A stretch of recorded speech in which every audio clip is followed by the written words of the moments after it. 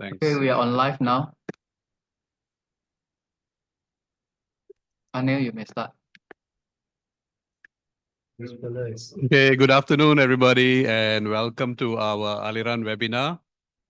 Today's topic is building inclusiveness, overcoming fragmentation and fault lines. I'm Anil Netto, the moderator for today. And today, this topic is very important because the country is facing many challenges, including ethnic and religious polarization. So to help us understand the root causes of this and how we can overcome it, we will talk to our two speakers. Today we are privileged to have with us two distinguished speakers, Dr. Francis Loh and Dr. S Munirah Alatas. Let me just introduce Francis. Francis has been our president for 5 years, and he was also before that professor of political science at University of Science Malaysia. Got his PhD from Cornell University in the US, and his thesis was on the new villages of Malaysia. And he's also written a book called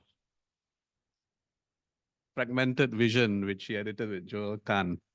And today we're also going to ask him about his findings in that book and how do you think those findings resonate with what's happening today? And were you able to detect those trends way back when you edited the book? And if so, how has it played out? And what do you think the challenges facing Malaysian society today arising from that fragmentation? Later on, we'll talk to Munirah, but for a start, we'll pass it to Francis. Hello, good afternoon, everybody. It's my pleasure to be here. Although, not physically, but Zoomed. Yeah, thank you for this introduction, Anil, and also reminding people of the book that we published. The book was published actually in 1992.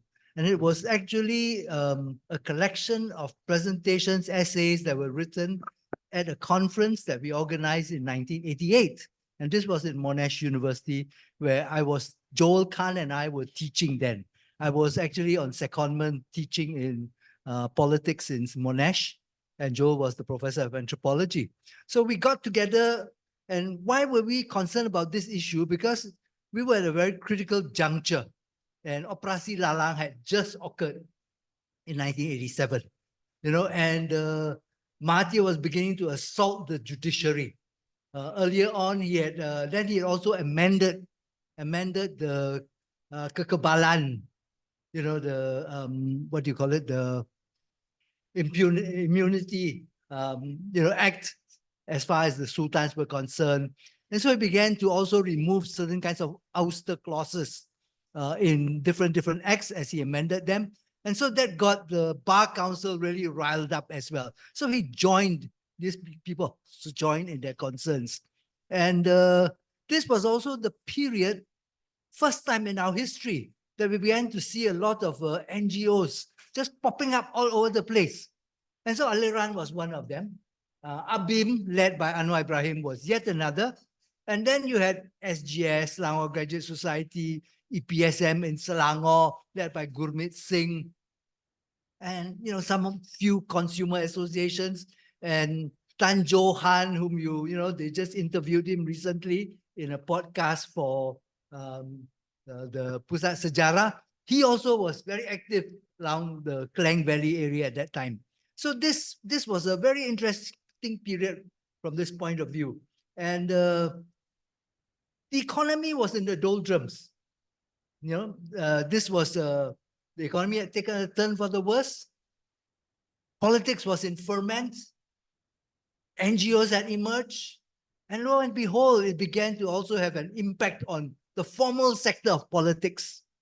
So you began to see in, first of all, Sabah and Sarawak, new parties popping up to represent regionalism, and then in the mainland, in the peninsula, you had Team A, Team B split beginning to occur. So it just motivated us to actually try to make sense of this. And our argument was that a lot of the theories that were available, which had been popularized by the important people who introduced political science to Malaysia, were actually not very relevant anymore, or at least they couldn't explain things comprehensively. So it required, a new set of a new set of analysis, about what was going on in the country. And because we worked as a group, a team of people, I think it allowed us, more than a single individual or two individuals, it was a team of people who could actually look at things together, and together we then came up with alternative interpretations. So this team included articles by Clive Kessler and Harold Crouch and Joel Kahn, Milo Stevens, Americans, Australians, but also us, meaning Jomo and Ahmad Shabri Chik, who talked about Islam. I talked about the Kadazans in Sabah. Tan Liu Yi talked about the Chinese education movement. Halim Saleh talked about the Felda schemes and the settlers there. And he began to see that the settlers were beginning to they were very frustrated with what was happening there. They threw their support from UMNO to actually the opposition party, PAS. And in some places, even DAP. So this was happening throughout the country, something that was ferment. And what we began to notice was that fragmentation began to occur as well. And by fragmentation, we are talking about actually fragmentation, not from the bottom, but fragmentation of actually the ruling class, the elite, and the middle class. In particular, the rise of the middle class. The middle class, like you and I, we are very educated. We've got a million ideas. We desire to express ourselves. We think very highly about ourselves. We wanted to intervene in the process. And this was that period when it began to happen. So we tried to capture all of this. Yeah. Right. And how do you see what's happening today in relation to that? I mean, is that a continuation of the fragmentation, or are there other forces at work there? The circumstances are quite different in a sense. Once upon a time, when this began, you could see that the economy was pepping up and then it collapsed suddenly. And then again, during Mahathir's period in the 1990s, the economy picked up again. We went to double-digit growth. So this was, it made the middle class even bigger than before.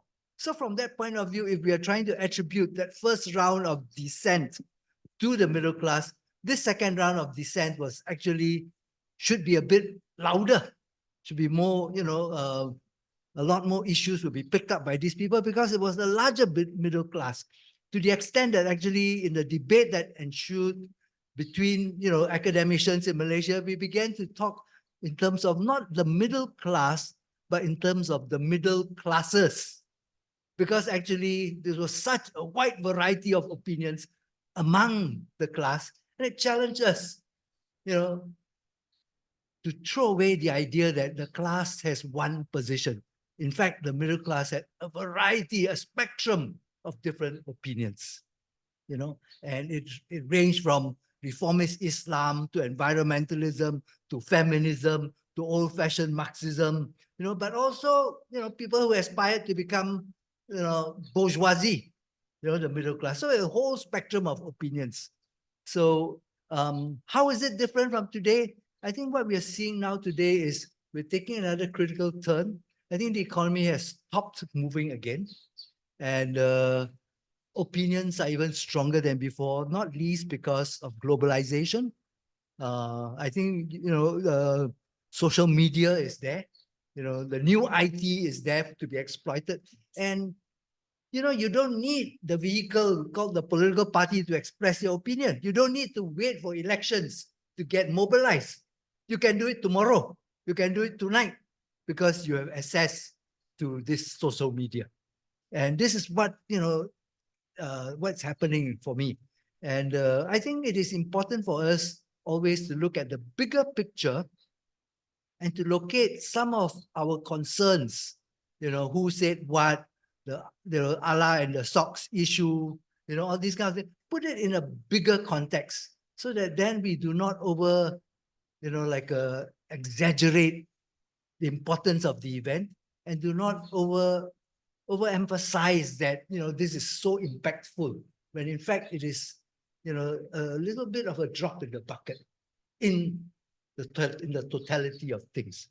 Because I think, this pluralization, this fragmentation of the middle class, of the opinions of the middle classes, this is here to stay.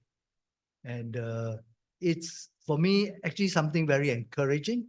It basically means that there is no consensus within the ruling class, within the middle classes. There's no consensus. And everybody can have a different opinion. The onus, the pressure is on us as people who want to bring about change to try to stitch it all together, to bring it together and, build that consensus which is necessary if you want to effect change. Thus far, I don't think we have been particularly successful. Perhaps the most successful would be like a past type of people, who can stitch this together a bit better than us. But then in the process, they are, actually arresting the ferment that's taking place and taking it backwards in time to resolve the problem in old-fashioned ways. Yeah. Last point, Anil. I want to also highlight how today our politics is epitomized, is characterized by a lot of small p politics, which is not part of the formal political process. It is not led, dominated, steered by political parties. It's not necessarily related to, amending the law, winning at elections and all that. But it's like our Aliran. We are a viable political entity. We express our opinions, I think, quite competently, and we can have change, in fact, some change in a limited capacity. But we are very political, but we are dabbling in small p politics, which is actually more people-oriented. It's not power-oriented. It is actually more cultural rather than pure political, trying to win elections and so on and so forth. Just you mentioned small p politics. A lot of people involved in small p politics, and maybe a lot of the middle class also are feeling a bit disenchanted especially after 2018 and the 2022 elections, when they thought that would be great, when they had great expectations of change and reforms. So those reforms have been kind of slow in coming, and many people seem to have given up hope. And what do you say to them? Sharifah Munirah should have a lot to say about this, but I can start the discussion about this. I think it is important to look at the totality of things and to look at how politics has evolved over time. Don't seize upon the moment. And I think if you do that, then you tend to get extremely frustrated. Because I think looking back, we have done great things. We have been great achievements. And I remember, in the 1980s, when we first embarked on Aliran, and began to take people into the streets for the Papan demonstration against the radioactive dump in Papan and all that. At that point in time, our immediate goal was to actually arrest the expansion, the domination of UMNO BN. And I think looking back, you must say that we have succeeded, and we have succeeded very well, because that struggle, earlier phase of our struggle, did not promise that we would lead you towards a more socialized economy where we will love each other much more, and we will be hugging each other in terms of interfaith, inter-ethnic relations. That was really not the agenda. The agenda was it was first and foremost, getting rid actually of the dominant position, the preeminence of something like UMNO BN. And I think we have succeeded. It's time for us to actually readjust our priorities and begin to identify new, tasks, strategies, tactics that we want to adopt to move on further. Yeah. And I think the battle is beginning at this, with regards to this new target. So yeah, so we have come a long way in terms of the movement for change. But now I think there's also a lot of a sense of foreboding among the middle class about the prospect of the green wave and how civil society groups and people in general have to contend with what's coming in that sense, especially given the inroads after the last state elections. How should people respond to that? Yeah. This concern about this green wave, I think is something that 50 years ago, 20, not 50 years ago, so 30 years ago, we were equally concerned. We were equally concerned when actually the first signs of the Dakwah movement began to emerge. And, we needed to try to begin to understand what was this entire phenomena. And it took some time before we got to understand it. And I think one of the lessons that we can draw from that period is that this whole Islamization, green wave that we're talking about, there must be a spectrum of positions involved. And it is our our burden to actually begin to investigate further. Who are our potential allies in this green wave? And begin to reach out to them. And because I really fear that without actually understanding the variety of positions that they hold within this thing, and this is in keeping with this whole fragmentation argument, then you tend to, begin to assume that actually, they're homogeneous. There's one and the same. Just like once upon a time, we thought that all Chinese think this way, all Malayu think that way, all Kadazans are like this. So the onus is on us to actually go and do the homework, find out, and begin to reach out to them the way that we have not yet, because we were so focused on getting rid of UMNO and BN. So I'm hopeful in that sense. I think you cannot wish, Islamization, cannot wish, religious revivalism away, because there is this trend towards ethnic identity politics throughout the world. It's taking place, not just here, and the Brits are very concerned. People are shouting too much Allahu Akbar all the time. They're warning each other, watch out, they're doing this. So it's something that we should be also beginning to accept as something you cannot wish away. I think this whole dialogue, interfaith dialogue is equally important. Once upon a time, Aliran led, Malaysia in trying to foster this interfaith dialogue. We have not been particularly active in that realm for quite a while now, but maybe it's time for us to pick up those cudgels again, and begin to promote interfaith understanding, find commonalities. We used to do things like the book called One Path, One God, Many Paths. One God, Many Paths. And we had, webinars, or not webinars in those days, seminars on actually the issue of women. Hey, we discovered the Christians and the Buddhists and the Muslims, we actually shared many opinions which were alike. And we also discovered that as it comes to, like the eco-environment, environmentalism and, actually, again, we had similarities. So, these are some of the things that we ought to begin to explore again. Yeah. Yeah. So yeah, you have to change to Sharifah Munirah. Just a couple more questions to you. Before, just a couple more questions. Okay. What do you tell the middle class, many of whom have seemed like they've given up hope on Malaysia, sending their children abroad and telling them not to come back home? What do you tell people like that? And do you think that the education system itself has been divisive in the sense that some people blame it on having different streams and all that, no?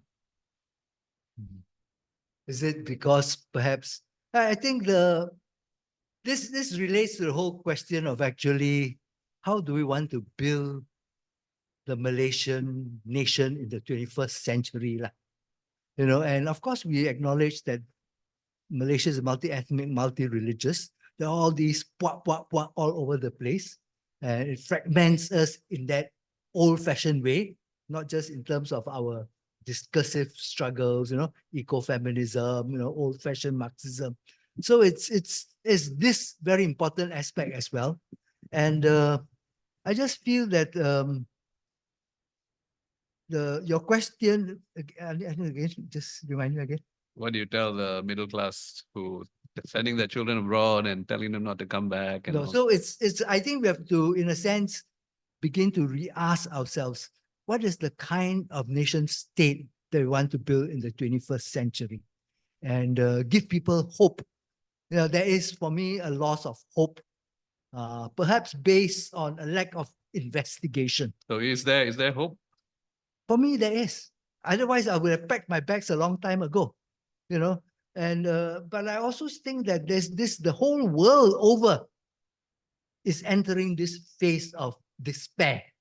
It's not just us. It is a common, this is a problem of, like a monopoly capitalism in the world, dominated by military industrial complexes and all that, you see. And it's not just us. Look at the news every day. Is that kind of a despair that's happening. So you have to find that hope. So I feel that actually it brings us back to this question of inclusivity and exclusivity. So we want to be inclusive as much as possible rather than exclusive. And I think, this professor of IMOS, whom I studied with, called Benedict Anderson. Benedict Anderson, he tells us that the nation is an imagined community. It's not a given. There's no formula for how you create the nation. It is your imagination. It's not imaginary, it's a reality, but it is imagined. And imagine, one way of imagine, it's very exclusive ways, which is actually, it is based on your culture, your language, your traditions, your myths of origins, a shared vision of the future. Perhaps even you can identify leaders. So this is what, the sociologists in Britain has called the ethnic genealogical nation, this Anthony Smith. On the other hand, you can create your nation along the lines of civic territorial attributes. Everybody living within the confines of a territory which has very clear boundaries, regardless of your ethnic background, your religious background, where you come from, your gender, your sexual preferences, your age or disabilities, physical disabilities, we are one and the same. And we should share similar rights, have similar responsibilities towards that nation state. So, I think we have to begin to repeat that, tell people that. So it's a two-way thing, you see. I mean, people who are in charge should pronounce loudly, this is what our future is. And I actually like some of the attributes in Vision 2020, precisely because of this. We need a Vision 2030, perhaps, which tells us, actually, this is your home, regardless of where you come from and all that. And this is what we hope for the next 10 years and another 10 years thereafter. Because there's too much, in a sense, bad press, a lot of, people who are talking nonsense like this Akmal fellow, the UMNO youth and all that. And they actually create a lot of this despair and, push people out. There's no place for you. I think the onus is on us to actually spread so to speak, the good news. Okay, thanks. So there is hope. Haven't forgotten Munirah. Just let me introduce Munirah a bit. Munirah did her PhD at Columbia University in the US. Where all the demonstrations are taking place. Where all the Gaza demonstrations are taking place. It's the time of ferment in the US now. So I'm sure she'll have some thoughts on that. But today, to further introduce Munirah, she's a regular columnist with Free Malaysia Today, an Aliran member. Used to work at ISIS and UKM. She's a social science scholar, and her articles have also been reproduced in the Aliran website. She's also specializing in international theory, decolonizing international theory and decolonization in general, and identity politics, research interests. So Munirah, maybe you could follow on in what Francis was saying about the measure of hope in Malaysian society and what kind of reforms are you satisfied with the progress which the unity government has made over the last 1.5 years? Okay, Francis, thank you for your presentation, and also I'd like to thank Aliran for inviting me. My take is slightly different, and actually I'd like to maybe focus on the fault lines. Okay, after all, that's the word in the title of our. Are you still there? Yeah. Okay. Can you hear me? Yeah. All right. I want to focus on the fault lines. All right, and specifically, I'm going to focus on the ruling class, meaning our leadership. The primary fault lines, in my opinion, there are about 3 of them. Essentially, it is an absence of political will, a failure to recognize that corruption is an ethical problem, and the politics of coalition. So these are the 3 problems we have been facing for decades, not just recently. So let me now focus on the political will problem. I think we all know, but what I'm saying is nothing new. There is a lack of urgency among our leadership to reduce and eventually eradicate corruption. The urgency is not there. It becomes an election theme for 2 weeks, and after that, it dissipates. There's also an unseriousness about reforming education. I've said this, millions of times. And the absence of the political will that I mentioned is manifest, I think, in the following ways, okay? Inadequate state-sponsored, evidence-based, objective, critical research into the problem.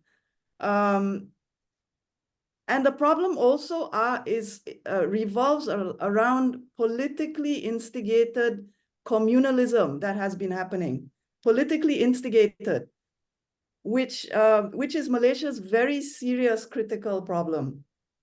Even where such research does exist, I think we can easily dismiss them as tokenism or very superficial at best. The media highlights this research, that says we are a corrupt country. We have gone down in the ratings. It exists for a few weeks, and then everything is ignored. The government issues hundreds of blueprints, for example. What has happened to that? Some of the blueprints contain very intelligent and organized objective critiques and organized solutions, but nothing comes of it afterwards. I mean, in the area of higher education, it's very, very clear. Lots of blueprints, but no implementation. Now, for instance, the ruling elite, the government, does not listen to many CSOs who have produced a lot of these investigative reports detailing the problems of the country. You know, okay, for instance, the recent Pusat Komas racism report, I think it came out last year or this year, about maybe copyrighted 2023. That is one indication of good research done on the racism or the ethnocentric problems that we have in the country. Terence Gomez has written so much about the GLCs, about the GLICs, about the problems of cronyism and patronage in our public-private sector. You know, C4 has written and produced many reports. The works of Sisters in Islam, for instance, have been ignored.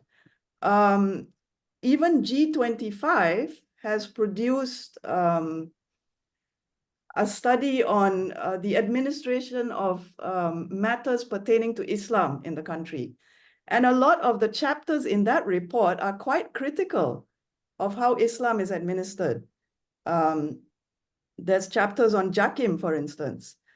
So all these remain silent, although they are good. CSOs have produced very good work.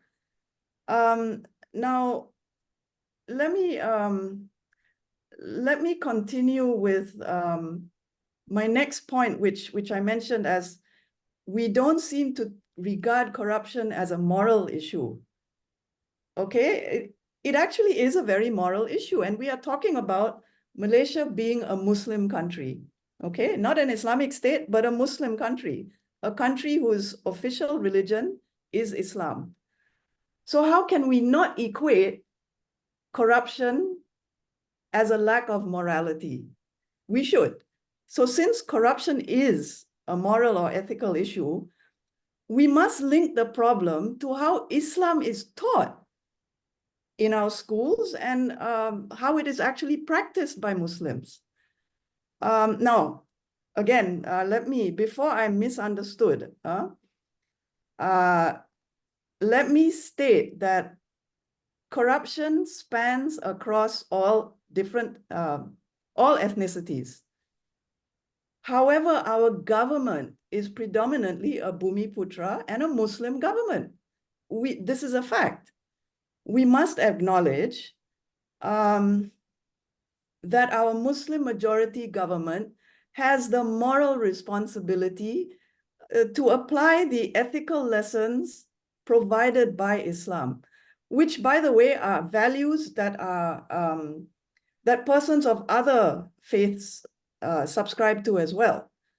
And one of this is the need to eradicate the sin of corruption in the country. But this link is hardly made. It's seldom made, or it is avoided. It's not happening. For instance, there are still political parties or leaders who claim they are not saying it on behalf of their parties. Nevertheless, these leaders are saying they are advocating for voters to vote for Muslim candidates only, because it is the halal thing to do. Okay, I think we all know who is saying that. Then there are many Muslim politicians who suggest that the masses, they suggest that it's better to have a corrupt Muslim leader than a non-corrupt or a clean non-Muslim. I mean, this is blasphemous in my opinion, because it goes against the teachings of Islam and every other religion that we are aware of. So now my last point about the fault lines. I mentioned politics of coalition. If I may go back in history, the May 13th, which is actually coming up, May 13, 1969. The way I look at it, Malaysian politics since then, or leading up to May 1969, has been dominated by a conflict for power within leadership, either within the ruling coalition or within the opposition coalition. Race, religion, and royalty, or what we call the 3R. These issues have been used as platforms from which politicians launch their conflict for power. So, we need to be more transparent about exposing the role of elite politics in stoking communalism. Therefore, all official material archived under the OSA, for instance, must, the OSA has to be repealed. All official archival material related to communalism must be declassified because this is the major reason why election campaigns hardly revolve around the fundamental problems of the country. And our problems require long-term planning, long-term solutions, no quick fixes here. I mean, I agree with Francis, there is still hope, but we need to, again, as what Francis said, we need to see the bigger picture. And in order to see the bigger picture, we have to go back in history to see what were the mistakes made 70, 50 years ago, not just 5 or 10 years ago. So my point is, I suppose, what should be done? What's next? Anil, give me 5 more minutes maybe on this point. I think in terms of how Islam is practiced, I'm going to focus now on rituals. We are a society of rituals. And I'm going to say enough already, enough of rituals. We must focus on the substance of religion, which brings me back to my point of considering corruption as a moral issue. Malaysians are obsessed with rituals, the rituals of religion. And how has that helped solve our problems of ethnic conflict and corruption, for instance? Leaders set the trend, society follows. This is the reality. They approve, for instance, they approve legislation that punishes Muslims for not going to Friday prayers or for not fasting during the fasting month. The policing, this problem of policing religion distracts society from the relationship humanity is supposed to have with religion, relationship with religion, okay? Policing dilutes the higher meaning of what it means to practice Islam and to be Islamic. So, well, I guess maybe my last point on this is everything Islam advises us to do must have its social implications and goals, social implications.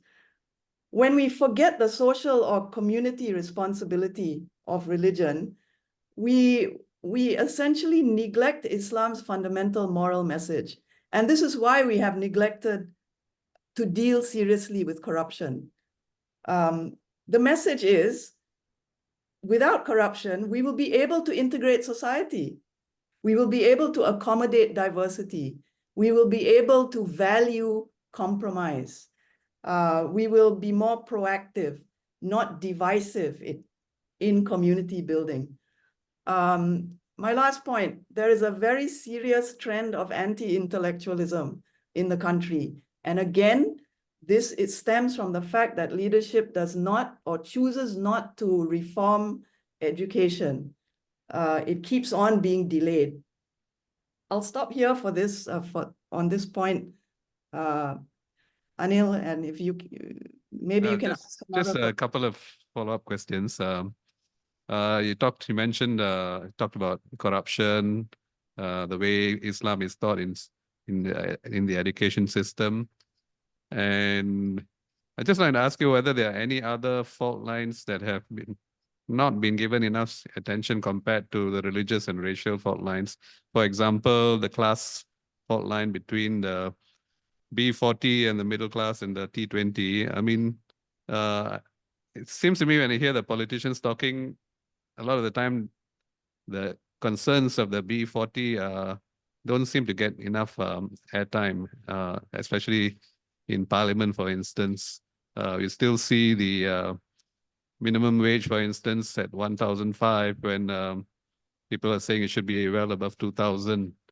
So, and then on top of that, there's also a gender fault line and also perhaps an urban rural fault line. Do you think enough attention is being given to what extent is that contributing to polarization in the country? Well, I think largely the problem lies in the fact that we are extremely distracted from basic problems of our basic problem with poverty, for instance. We are constantly, okay, social media. You mentioned the issue of social media earlier, right? Yeah. You know, something that Francis did not mention but alluded to basically is this problem of post-truth and how it is encouraged and amplified via technology through social media. I mean, there are good and positive aspects of social media, but I'm going to focus more on the negatives and how, because of social media and a lot of young people are involved in it, we seem to, at least leadership, okay? Leadership seems to divert attention away from the fundamental problems which are plaguing the country, which is corruption, poverty, environmental degradation, and food insecurity. This is a very, very serious matter, but it is hardly being discussed. So I would say we are using social media for all the wrong reasons. And again, it is to promote this post-truth value system, which it enables lying politicians and their influencer proxies to spread more fake news, which is a misuse of the medium. Now, we tend to sensationalize different things. The Allah socks issue becomes a sensation. Emotive language erupts all over the internet and the media. And this issue lasts for weeks, sometimes months, forgetting the fact that we have fundamental problems with poverty, helping the B40, for instance. We don't have these systems in place because the government, I doubt the sincerity of the government wanting to improve the lot of the B40.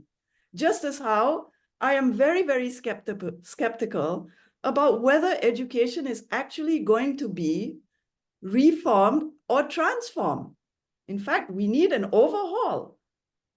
But again, we have indication from the government, we're going to wait till 2026 for this. So, I mean, I like to share Francis' hope for the future, and I still do. I still do hope.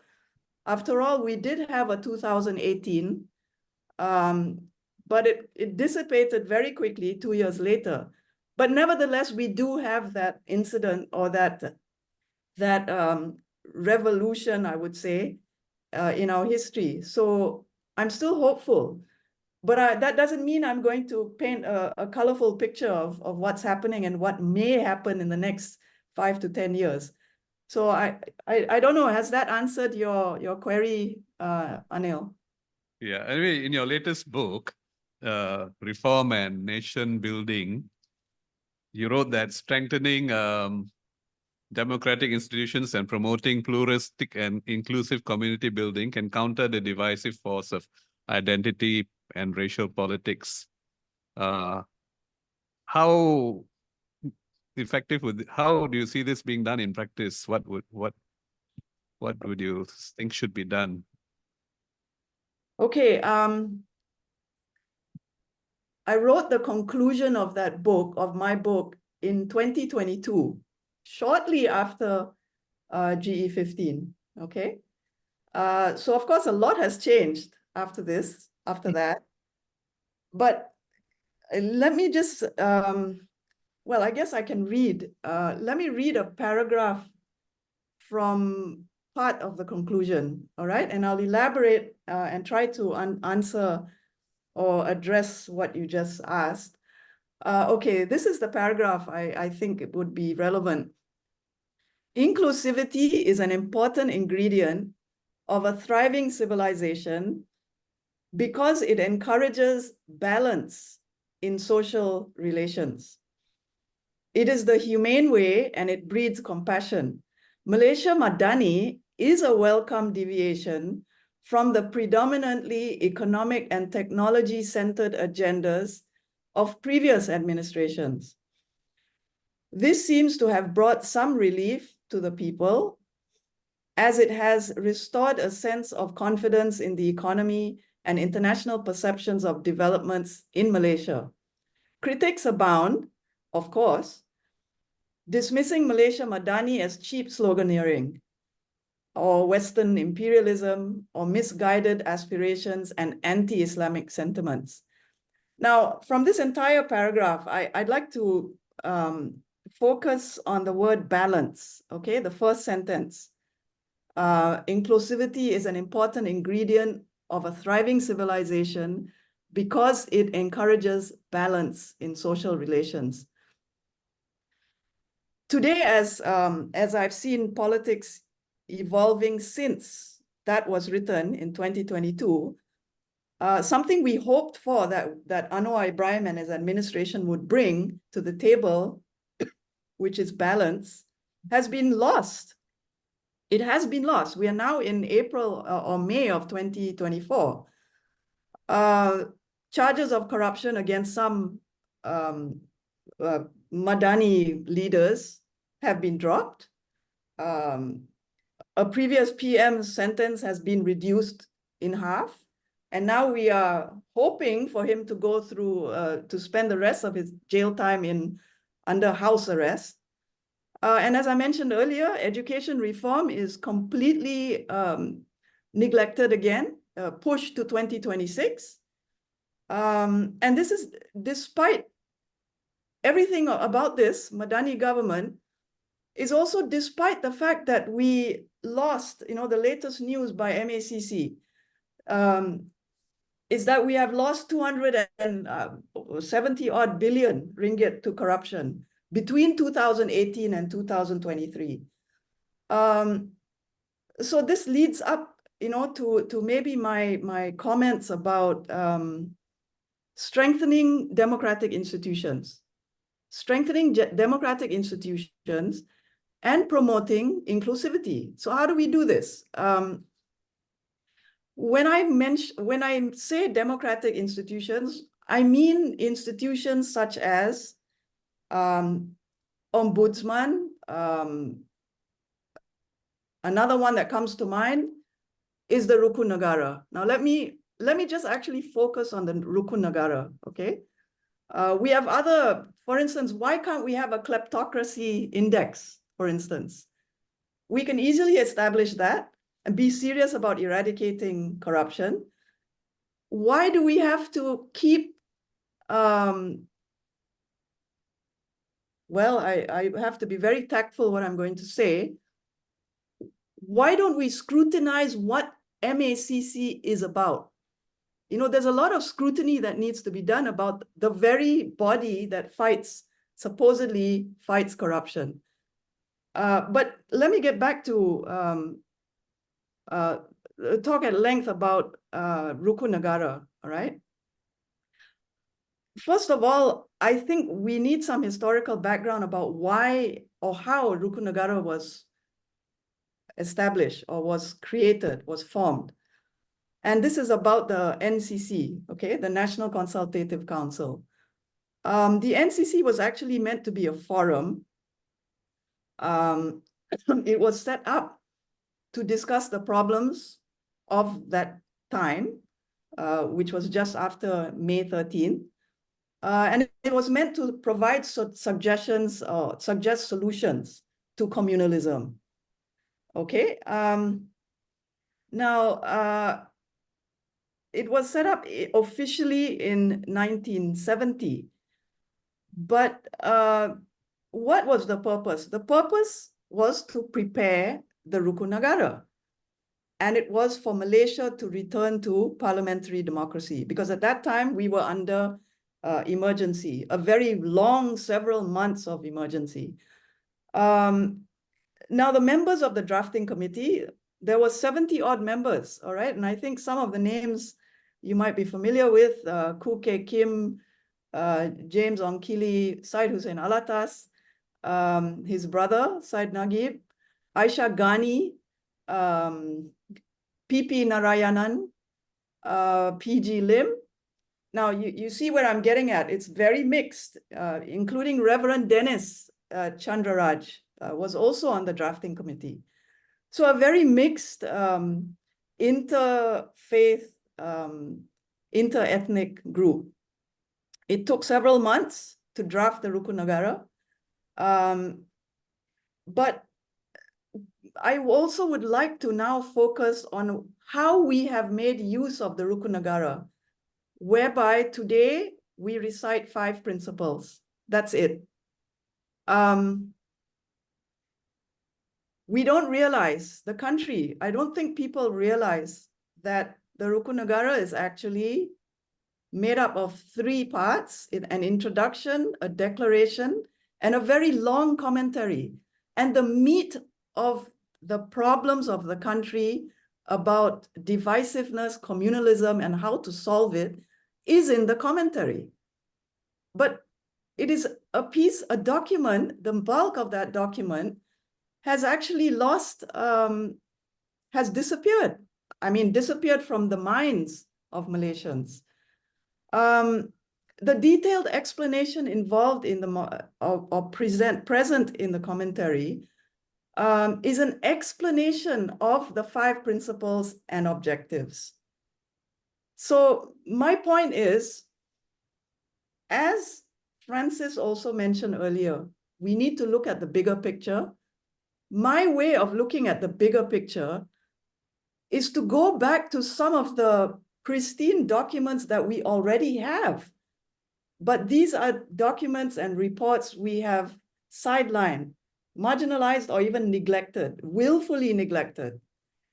And this part of it lies in the commentary of the Rukunegara. And I'm not just saying that because the whole process was mooted by my father in Johor. He attended an NUTP. He was giving a keynote address in Johor in 1970, end of 69. And he mooted this idea. So I'm not saying that just because it's my father who did it. I'm saying it because this is what we tend to do with every problem that we encounter. We already have so much that has been written or researched. But then with every new administration, we have a new blueprint, a new program, a new ribbon cutting ceremony. We forget that we have solid research and valuable information and research done in the past. So I don't know, I could speak a lot longer. We got a couple of questions coming in. I see, okay. Maybe I'll stop then. From Sukesh. As much as we want to be, maybe Francis can take this, as much as we want to be positive as a nation, people, do we have the level of competency to be able to investigate our current state of feeling hopeless? And another one from Angela, which is also related. How much do we need to rely on the conflicted political power to increase unity and or appreciate our diversity? And how much can we do ourselves? How much can we do ourselves as a group and individually as the Rakyat? I really like what Francis said about bringing back previous ground-up initiatives that bridge gaps and let us actually experience our similarities. How do we, basically the questions are trying to understand what we can do about the given situation right now, aren't we? And for me, actually, I'm 70 plus years old, and I feel that I've contributed towards, like pushing the agenda forward. And I'm quite glad quite glad that we have achieved something. So I'm not going to leave this place in despair, as though we have not, achieved anything. I think the struggle must continue, but we should be prepared to also acknowledge that we have done our bit, we have moved on, and we've achieved a lot of things in the making. And I say this also because for the last 12 years or so, I've been involved in Myanmar. I've been going to Myanmar to conduct classes there, helping them to reopen their universities. And it's dire straits there. And right now, as we speak, there's a big, violent conflict going on over there. We are blessed by comparison, and I will also make the point that actually, although we do not actually in Malaysia love one another, tolerance is still at a low point. However, because of the development that we enjoyed for the last 20 years or so, in spite of the kinks that occur from time to time, including the mid-1980s and then the late 1990s, 98 period, and now this slowdown, I think overall the economy has actually done relatively well. And because of this, everybody, regardless of their ethnic background, East Malaysia, West Malaysia, we have actually enjoyed a better livelihood. This includes actually, of course, the super rich, but I think the poor here has also enjoyed their a better livelihood than before. And, there are very clear statistics indicating this. For instance, 97% of our population go to school at the primary school level. 94% secondary school is completed. And at the tertiary level, 17%, upper secondary school, about 80%. So there is that kind of a statistic. By contrast, in a place like Myanmar, in a place like Cambodia, and even Vietnam, the statistics, indicate that actually they do not enjoy this kind of a lifestyle, livelihood like we do in Malaysia. Health-wise, also there are improvements that have taken place. And if you can afford it, there's actually good private health schemes to avail yourselves of. So there is, I want to actually keep that in mind. And when I say that this developmentalism, then I think this has actually stabilized interfaith, inter-ethnic relations. Not that we love each other so much more, but actually all sides have actually enjoyed this, economic benefit. The problem is actually that rate of growth is no longer available to us. And we have not addressed that problem right now. And I think this is one of the reasons why these kinds of tensions have reemerged. It's the rate of growth that I'm talking about, and FDIs have slowed down coming in. Jobs, we have wasted for the last 20 years, our employers have been, so enamored with actually paying low salaries for foreign labor. And now they do not wish to employ local people because they prefer to employ at a cheaper rate, foreigners. So there are all these kinds of problems, they're all emerging. So we have to address this problem. And for me, actually, looked upon in its totality, I am at a stage where I'm not particularly bothered about actually who is in power. Who is in power? Is it Biden or Trump? Who gives a damn? Is it Rishi Sunak or some other person? Keir Starmer might be coming in. Doesn't make a difference. Why should we think that in Malaysia, it is so important to get the right people in place in power? I think there comes a time when, because of this fragmentation, this lack of a consensus among the elites and the middle class, it actually opens up a lot of spaces for us to actually make headway without actually assuming power.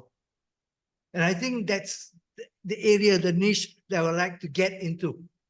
And in my case, I want to zero in on the in the area of education. I will become a much, much better teacher. I'll make sure I disseminate these ideas. I will share excellence, the search for truth, and I'll pass this on to my people. Has it changed effectively the entire system? No. Has it touched the lives of particular individuals, small circle of friends? I think it does.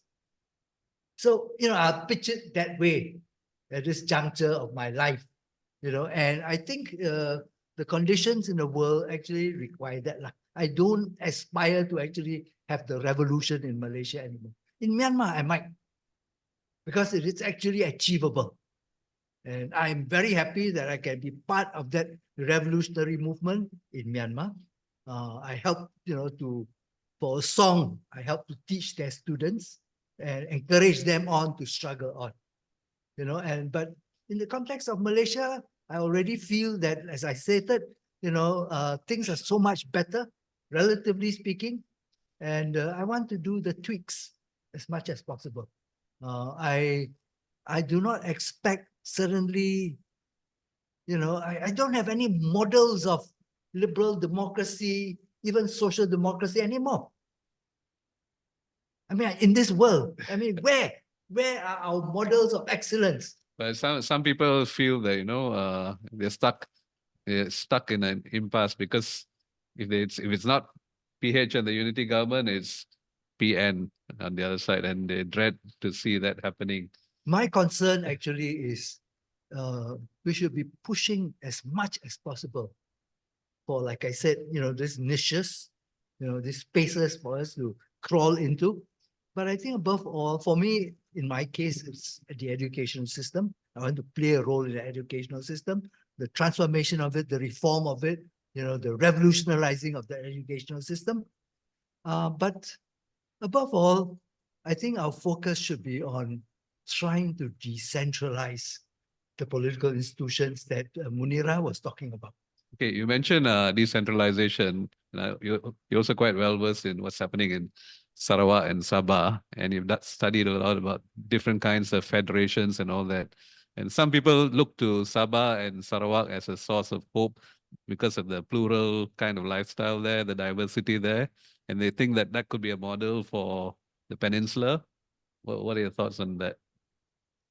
My friends in Sabah and Sarawak tell me that we should not expect too much from them, and they actually, I think we have over-glamorized, perhaps over-romanticized, what is happening in those two places. I think overall, I do not think that their conditions, they are so much better than once upon a time, they had better ethnic relations with one another, partly perhaps because their political parties that they actually designed, and that they used, to mobilize people into politics, were actually multi-ethnic, very multi-ethnic. But then again, that political system was one where everybody thought that, we'll just give it a go by becoming an independent candidate to contest the elections. First time around. Second time around, maybe somebody will recognize me and absorb me into their party. And so this was that system that was going on. I don't think that actually they are beacons of hope for us. I think the beacons of hope would be actually decentralizing power down to the state level and beyond that to local government level. Yes, and I think we shouldn't understand this simply in terms of we must bring back local government elections first and foremost. I think that will be a hard call. It will take a long while to do that. That should be a priority, but actually our attention should also be focused on actually creating good governance in general at the local government, local community level. That would be my own priority. And once upon a time in a place like Vietnam, where it was communist regime, but also in a place like Thailand. I was very, I was very excited when I discovered that actually in a place like Thailand, when they teach politics, local government courses, they've got 3, 4 of these.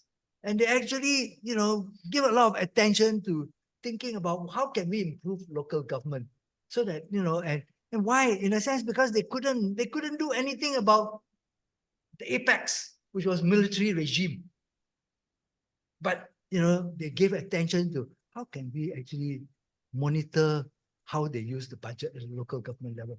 And I was very, it found this most interesting. On the other hand, in Malaysia, we didn't have even a single local government course in political science in USM. We focused actually on the apex of power and the electoral system and so on and so forth. So it's maybe looking at the totality of things and then looking for new areas that one ought to focus on. So at this point, I think that these are some of the things I would do. I would focus more on actually how do you make sure that we do not begin, we decentralize power so that we look at this. And like in keeping with what I also said earlier on, I would look at actually the avenues for us to participate in politics in an informal, in a small p manner. And it might be policy oriented, specific policy oriented, rather than a whole revolutionary change in one go. And the people who have come to power have failed us enough times. And I think the unity government is not going to be very different, and the PN, they're not very different from Tweedledee, Tweedledum, in the UK, for instance. Okay, we have a couple of questions here from the participants. Let me see if I can find it. We got a question from Paul Hyung Hong. The intra-ethnic rivalry in this part of the world disguises itself as an inter-ethnic one, when intra-ethnic contestations build their strength and legitimacy on who are more able to beat the ethnic minority harder. And another one from Bakri Musa.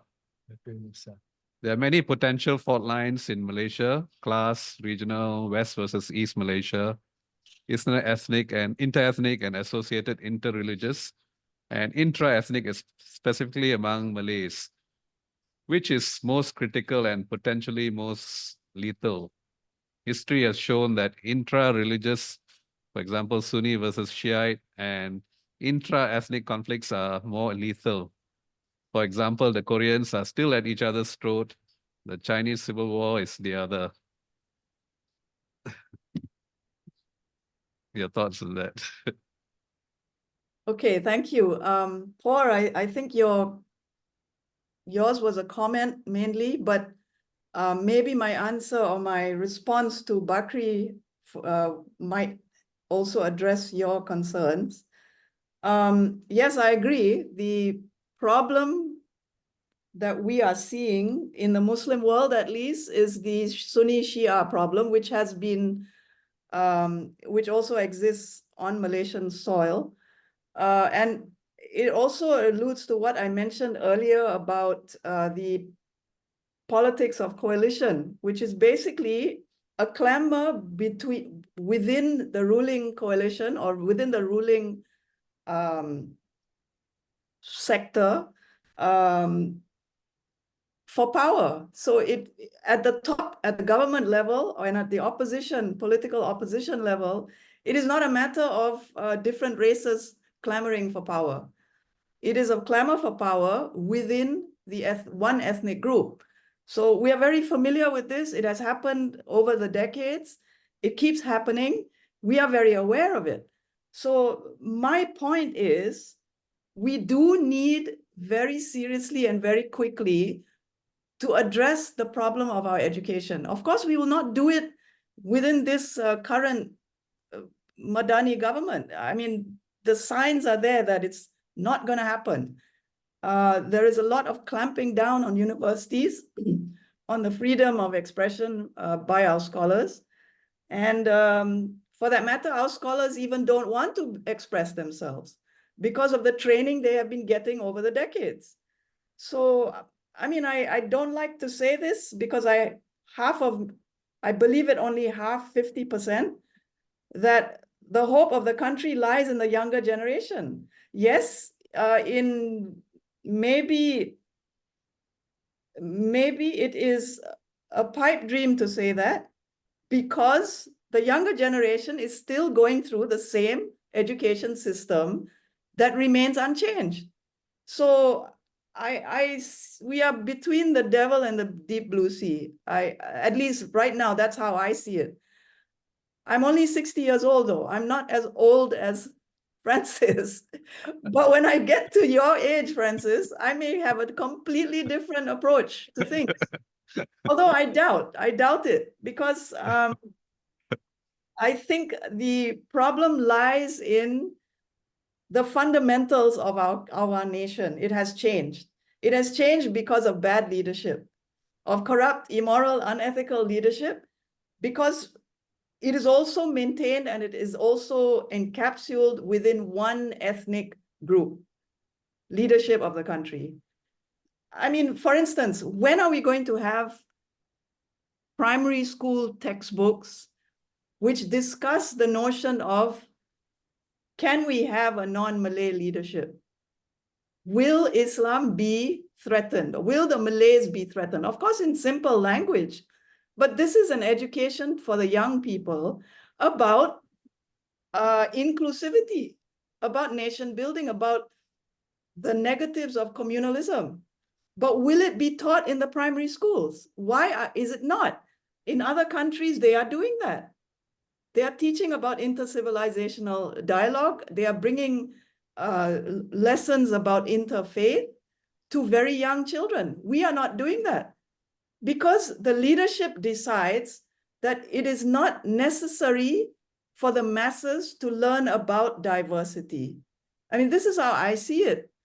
And this is one of the reasons why we get school graduates entering into university with a similar mindset. When they graduate, if they decide to join politics, they become our future leaders with the same mindset. So I'm not so optimistic, but that doesn't mean I'm not hoping. Thank you. Any questions from the floor here?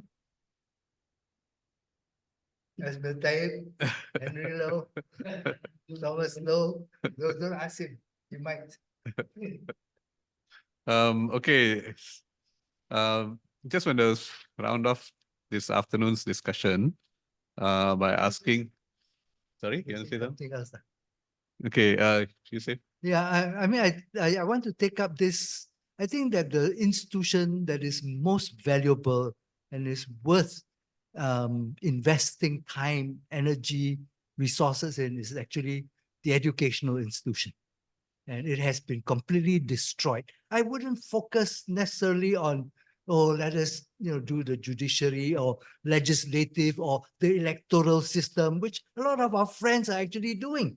For me, actually, first and foremost, if we're going to restart from zero, we go back to the educational institution. And I think in terms of accessibility, we have done extremely well. The problem is actually over the years, it's just gone downhill. And I was just looking at some of the stats that I prepared. Actually, we have got 27 public universities. When I went to university, when I started teaching, we had 6, 5, and then became 7, and then it became 20, and now it's 27 public universities, 50 plus private universities. Every year we graduate a few 100,000 graduates, from all these different colleges plus the twinning colleges. Massification of our educational system. And in the process, actually, we have compromised standards for sure, but also compromised on the academic culture that was so very important, as the ingredient for passing on a lot of good values to the next generation. Let me just elaborate a bit. the quality of education, I mean, like Paul, who just, who answered just now, made a question. She was once upon a time my former student. And then she was actually, became, they could find jobs, former students of mine who were in the process of gaining their PhDs. They were quickly recruited into private universities and colleges, and this, you needed, so we compromised that process very quickly. And, hopeless colleagues in USM suddenly were appointed deans, heads of departments in so many other places. I mean, this was what was happening. Because don't forget, when you establish so many new institutions, where are your teachers coming from? The pool is so limited. So we just know, but we needed to have lecturers. Otherwise, how can you teach in these places? So you just employ. And then you began to, impact on the standards. But equally important was this academic culture that was lost. What do I mean by the academic culture? I want to say that in the first place, it is in the educational institutions where the country pursues excellence, truth, and actually, knowledge. It is not in the business sector. It is not in politics that you do this. It is actually in the educational system. And Loh, God forbid, not in the religious institutions. So it's actually in the educational institutions that you have to do this. So this entailed that actually, as an individual, if you become a lecturer, you decide that you want to become a professional educator, you begin to invest time in, actually, I must pursue knowledge, I must pursue the truth. I cannot compromise on this. And I must strive to be excellent. If you don't do it here, seriously, where do you do it in Malaysia? So you have to do it there. And we have lost. We had this, I thought University of Malaya once upon a time, even USM, UKM were very good institutions when they were first started. It was part of this chain of Southeast Asian universities. We were as good as the others. Some of them have Seoul National University have become very good. The Chinese top universities have become very good, but Malaysia has gone downhill. So you then have these lecturers doing all this. Secondly, this knowledge is not for putting into your pockets. You have to begin to actually disseminate it. You have to teach it to your students, which means being diligent, and actually preparing for your courses, teaching properly. I thought, when it was so hard work to become a good lecturer in my time. By comparison, my younger colleagues seem to take it so leniently. They are finished already, finished teaching, finished marking, and everything is so fast. And actually, they compromise on a lot of these things. So this was the second, you disseminate this to people. And you also interact with your colleagues, your fellow colleagues. You learn from one another. The book that we did, the first book, 1992, it was a collection of lecturers from USM, but also including people like Ahmad Shah Pericik and Jomo from University of Malaya and all that. And it's only because we came together, we look at different aspects of the Malayan politics and society, that we actually could try to theorize and make that breakthrough, which I, on my own, could never do. I needed to be working with a team of people. So that was the second point. You want to theorize, move things forward. You actually work with your younger colleagues. You pass this information to them, to your students, but also, with your fellow researchers. And the last point then is actually about how this idea about the academic culture is something that you must pass on. In the case of Malaysia, it must be also, you must also teach people to serve the people. So you are not, promoting an ivory tower type of educational system. You are that knowledge, that excellence you are pursuing, the efforts that you put into teaching, into doing research, theorizing, is actually oriented towards serving the people. And I thought, when I first came back to Malaysia, this is what my generation of scholars actually were imbued with. We took this quite seriously. And when we started that organization called Gerak, which, has raised its head ever so often in, concerning things academic, this was what we believed in. We pursue these good values, we do the work, do the knowledge, and disseminate. And then finally, we must link it back to society. So I think we've lost this. And for me, I would like to, given the opportunity, to help my Myanmar students and all that to pass this on. But as long as I'm able to, in the context of Malaysia, this is what my focus will be. So when you put it in this manner, it looks quite glorious. It's quite, important. It's not just, a little niche area. But your job is so much harder because of what Munirah Right. said. What Right. Munirah said was that at the formal education level, from primary school onwards, the curriculum is shitty, right? but you have to start from scratch. Yeah, so when they come to university, you've got such a difficult task, like ask me. Henry, can you repeat the question?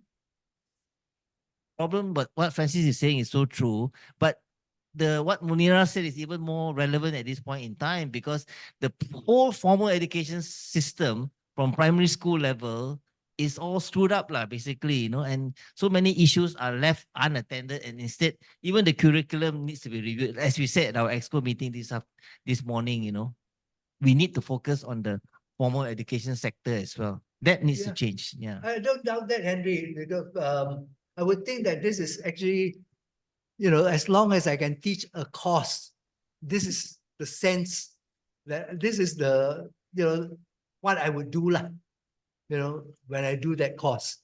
I put it, my heart and soul, my energy into doing that. Because I don't run the university, I wished as hell. Under 2018, I wished as hell somebody would, what do you mean, Dean? I wanted to be Vice Chancellor. And I volunteered. I wrote to them and told them, when you do your commission, of inquiry into reform of the educational system, I volunteer. You'll need a Chinese non-Malay participant. I would like to be. I made this very well known to people who are in important positions. Nobody contacted me.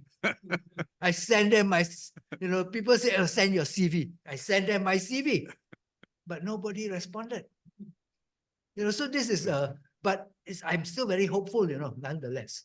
So and I think, I'm seriously following what people like Masna, Kun Eng, Cecilia Ng are doing with the Asian Women's Leadership University, which is trying to address this problem. And Johan himself. Johan, I was just talking to him 2 days ago, and he said, wow, Sam, so much work involved. But they're trying to actually make a breakthrough, you see. This, this stranglehold that the old style educators have over our educational system. So an option is you do it guerrilla warfare style within the system, or, like they are doing, they launch, in very small fashion, a new university. But I think in 2 years' time, they might run out of money. Yeah. Okay, we got some comments from, again, Bakri Musa. Regarding educational reform, Malaysians are already dealing with that, as with the growth of international schools, which are nothing more than a camouflage for English medium, as well as the increasing Malay enrollment in Chinese schools and growth of private colleges. Mary Magdalene says, I do think our perspectives change the longer we are involved in the struggle and the more access we have to all the relevant information, including seeing and understanding the other side.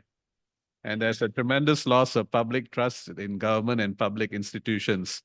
Their intentions and actions are always questioned, and the negatives are always emphasized. So does it all boil down to managing our perspectives and expectations? Actually, I was talking to Mary the other day, and she was talking about she's always trying to project hope and optimism because she feels that's lacking. And I suggested to her, I told her that, if we don't have hope, like what Francis was saying, we might as well close shop, Mary, would you like to elaborate on that? Not yet. Elaborate on what? What you just wrote. Yeah, because can you see me? Yeah. All right. It's raining very heavily here. Can you hear the rain in the background? No, Thunderstorm in Subang we Jaya. can hear you loud and clear. Okay. Yeah, because I mean, I look at our role. I mean, we always talk about what is our role as intellectuals.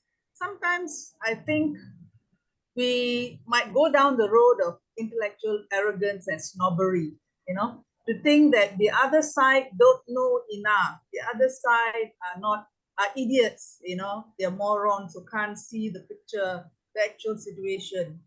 So I'm afraid that we might fall into that kind of a thinking. The other side will have their reasons why they do things their way. And I think as long as we don't engage, as long as we don't dialogue, and as long as we don't try and bridge the gap in this among all the different fault lines and divisions, as long as we don't do that, we will never be able to understand why they see things this way, and they will never be able to understand why we see things this way, right? So we may say that we have the facts, but then how much of the facts do we have? So this is why I always feel that as intellectuals, we don't just highlight the negatives and complain about what's wrong, but we also have to engage with the other side and really make positive moves to engage with the other side and to understand where they are coming from. I don't know. Is there anyone in this country who really wants to see Malaysia go down the drain, who wants to destroy Malaysia? I mean, we question the sincerity of other people's intentions, like as if they're all out to destroy the country, and only we are the ones who, you know, want to save the country. So this is where I feel like sometimes all this negativity and complaints and condemnation and criticism can really bring us down, and doesn't lead us towards looking for change that can work, you know, or being. I mean, that's why, I mean, I don't know, some people may say we are optimistic, we are hopeful, we are so naive that we are still hopeful and we are optimistic, you know. But while we see the limits, while we see what's going wrong, while we acknowledge what's not working well, I think we should also not unduly put down the other side, you know, and think that they are idiots and morons who don't know what's happening. They don't have the competence to understand what's happening. And I think we should really work towards bridging the gap, you know, in building inclusivity. Okay, thanks, Mary. Bakri, are you online if you would like to say a few words? No, actually, Malaysia is very fortunate that we have a thriving private sector. We bitch about the government, and that's good, but your future depends not on what the government does and what individuals do. And even the simple village kampung folks know that. They don't depend on government schools. This is in this case, the Chinese schools. So people have the wisdom to decide on their own as long as you give them freedom. Actually, Thanks. may I just add on a little bit? Yeah, sure. I don't think we are out to, you know, call leaders, all leaders idiots, and we know better. Basically, I think having a critical discussion about the problems is meant to point out what has gone wrong. For instance, how can we not comment, as myself as scholar, for instance, as a scholar, how can I not comment on the fact that another fellow scholar like Mustafa Akiol or Ahmed Kuru, they were stopped short, not allowed to discuss what they came to the country to talk about, just because it was controversial, assumed to be controversial, or counter the belief system of what the powers that be profess to have. just because they disagree with that point of view, they stop us from listening and engaging in a dialogue. Now, this is what universities are meant to do. So how can we not criticize that?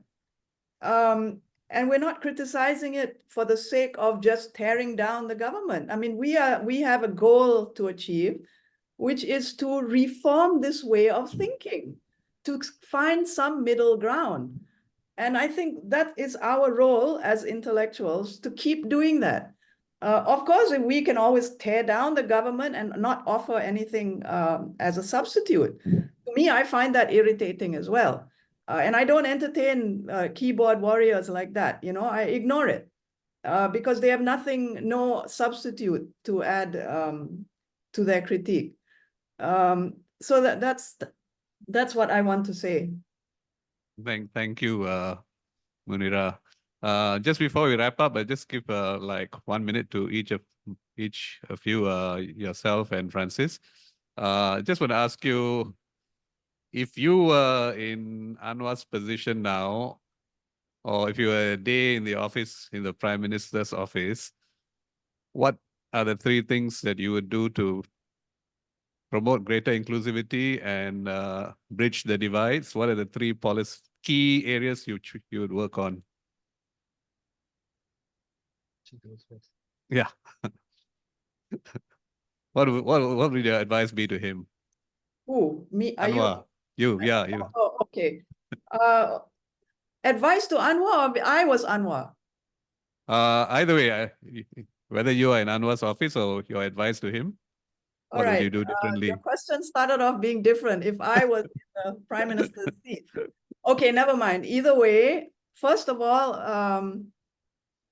I would never become a Prime Minister of this country without the possibility of losing my position in 10 months.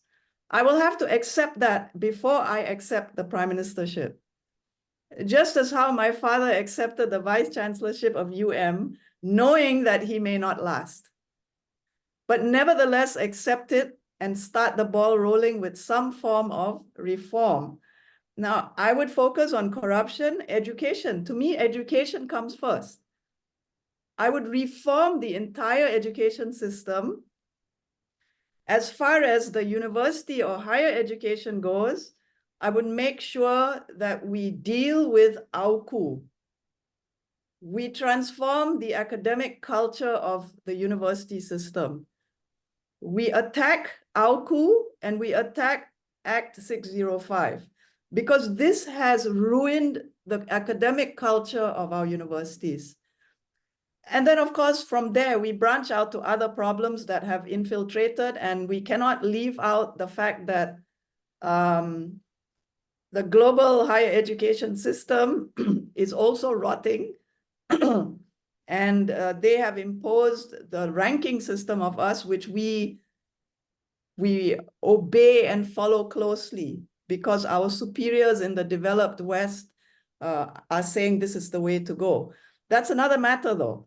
But I would tackle education first, and I would deal with how Islam and religion is practiced and assumed to be perfect, the perfect religion here, the way it is practiced. And I would relate it to corruption. I mean, these are the 2 issues I would tackle. But that will never happen because I do not desire to be in politics, neither a Prime Minister. Well, let's just hope that Anwar is listening.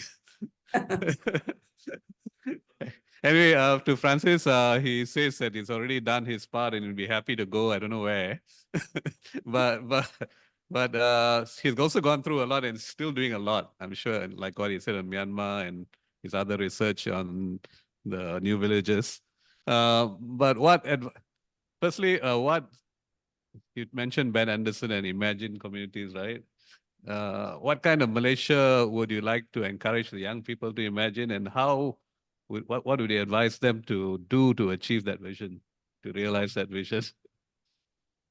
I think this is the power of imagination.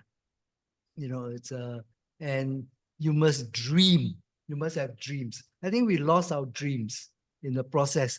Just as we lost the hope, we stopped dreaming.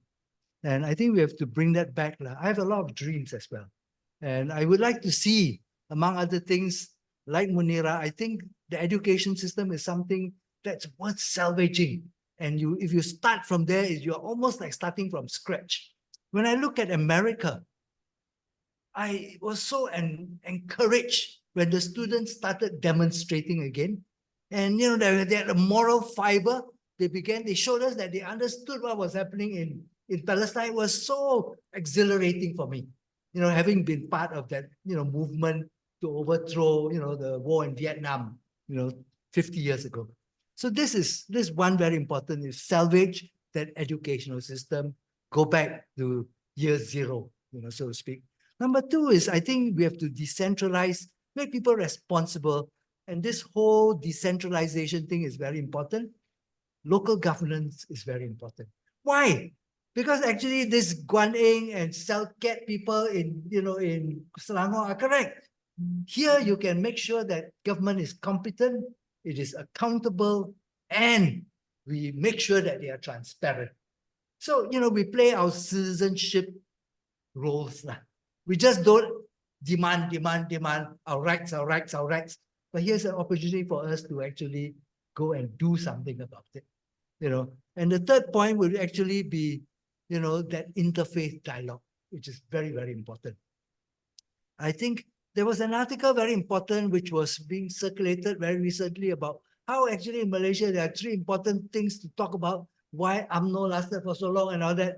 They said it was actually authoritarianism, patronage, and nationalism. I think Munirah is absolutely right that leadership is very important.